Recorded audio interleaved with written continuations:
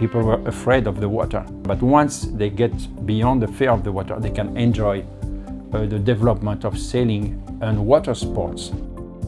My name is Christian. I live in this beautiful city of Zhejiang, which was very prosperous under the Song dynasty.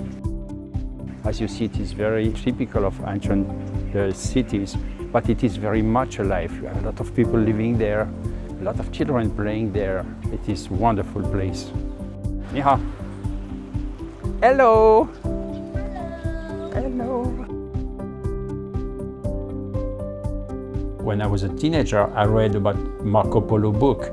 In the book, it talks about Hangzhou, so I wanted to see for myself what city it was like. I was not disappointed. It is a beautiful city. I traveled a lot. I do not remember seeing cities with so many trees in such a big area. So Hangzhou is like a big forest, and in the forest, buildings are growing up.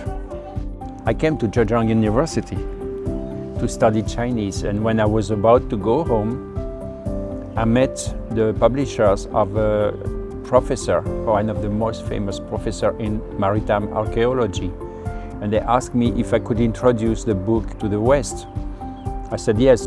They have the two oldest canoes in the world. One is in Holland and one is here in China.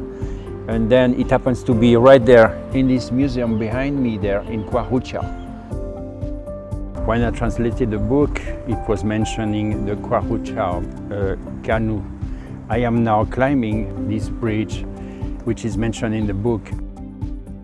China is at a changing point in terms of sailing, which was one of my jobs when I was in the West.